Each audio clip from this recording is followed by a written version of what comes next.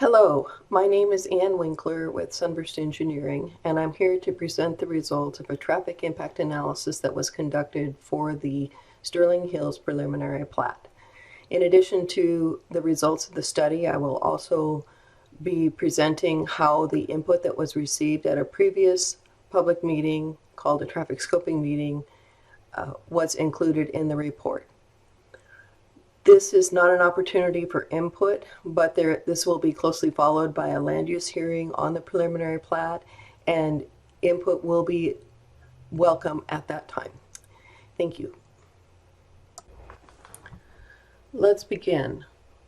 This meeting is the second of two meetings that is required by Spokane County in preparation for the preliminary plat hearing that will be held tentatively in May. And the purpose of this meeting is twofold. The first is to let you know how the input that was received during the scoping meeting process was included in the study, and the second is to let you know what the results of the study were. This is not an opportunity for input so much as will happen at the hearing, which will occur through the Spokane County hearing examiner process. There will be notice for that hearing. It will be the same as for this meeting. The site will be posted. There will be notices sent in the mail, and there will be a notice in the spokesman review in the legal section. So do keep your eye out for those that next opportunity for input. So what is the preliminary plat for Sterling Hills? This is a 6-phase single-family housing project located on the east side of Morningside Hills, and it does lie on both sides of Chapman Road. And there are 2 phases that are on the east side of Chapman and 4 phases that are on the west side. The thing to note on the west side is that the phase that includes the northwest corner, the upper left corner, does extend a road all the way to the plat boundary and will provide cross access to the property to the north. We did receive input from the public during the scoping meeting, and this is summarized here. A lot of it was duplicative, but I was heard loud and clear about these first 4 items. So the first item is that there needs to be a road linking Sterling Hills with the vistas of Bel Air, and that road needs to be constructed right now. Along with that is that the phase which includes that road needs to be the first phase of the plat. And this is to alleviate a construction traffic issue that's presently experienced on Incline and Daystar for traffic that is going to the vistas at Bel Air. And the traffic from the vistas at Bel Air needs to be included. It was determined that that was an oversight, and because of the public input, that project was added to the traffic study. So let's talk about where the vistas at Bel Air is located in relation to Sterling Hills. So we see that that is located to the northwest of Sterling Hills, and it only touches Sterling Hills at the corner. So at the present time, until that property that lies between the 2 projects is developed, there is not an opportunity for that road to go through. However, the sponsor of Sterling Hills has made provision for that access to occur.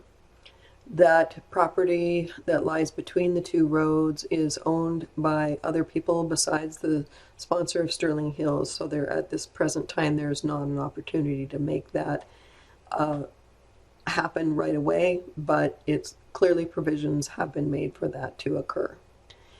Let's talk about Incline and Daystar, where there is construction traffic that is going to the vistas at Bel Air. There's not another opportunity for them to reach their destination, but there is using Incline or Daystar to get to Sterling Hills would be counterproductive, and people going to Sterling Hills will use Chapman Road So it will not add traffic to either Incline or Daystar.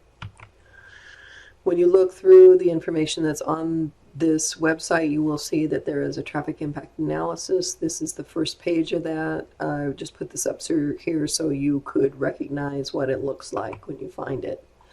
When we met for the traffic scoping meeting, we talked about that there were 5 intersections that were included in the study, and they are all on Barker Road. Between the time that we had the scoping meeting and before the study was complete, the city of Spokane Valley adopted an impact fee ordinance for projects within the Barker Road corridor, and the sponsor of this project has agreed to pay those fees.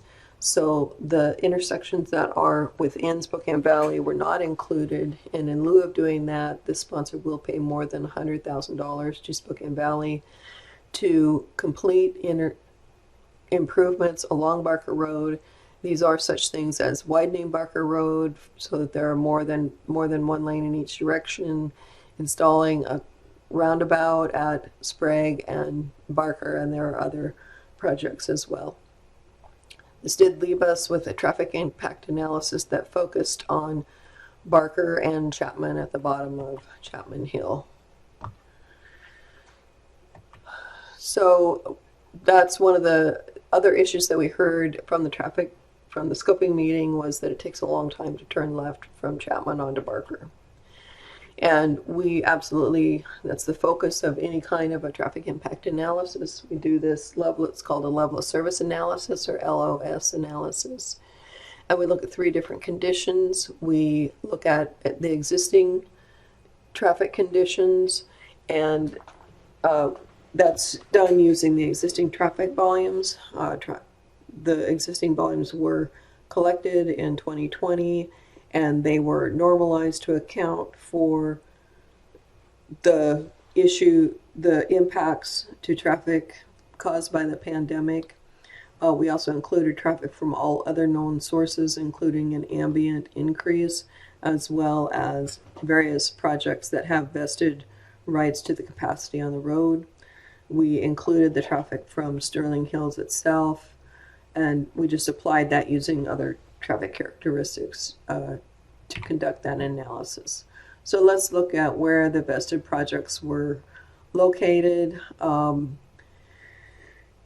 We can see that a lot of them are along Appleway, except for Mullen Fields, which is accesses 4th. But we can tell that at Chapman and Barker Road, those projects to the north are probably not going to add much traffic to that intersection, but definitely the Vistas at Bel Air will. It was a good call to have that included in the study. So here's a look at the traffic volumes real fast. We collected them both in the morning and the afternoon just to make sure that we looked at the peak conditions. We looked at future conditions as stated previously, with the Vistas at Bel Air and with the additional traffic from Sterling Hills. We ran our level of service calculations, and we evaluated those against the county norms. Level of service is a way of grading intersections. It was developed by college professors, so it's an A through F sort of system. And the county has said that for unsignalized intersections such as Barker and Chapman, that level of service A through E is acceptable. But if we do find that an intersection is operating at level of service F, mitigation will be required. So let's look at what the results of the study were. So at Barker and Chapman today, the delay was 11 seconds per vehicle average on Chapman Road, and that is a level of service B condition. In the future, with the Vistas at Bel Air, but without Sterling Hills, we find that that increases to a little bit over 12 seconds of delay. Again, a level of service B condition. And that when we add the traffic from Sterling Hills to those 2 time periods, we see that the delay increases again slightly, but again, remains within a level of service B condition. When we go back and look at that against what our criteria is, we see that level of service B is within the acceptable range, so therefore there are no intersections that require specific off-site mitigation.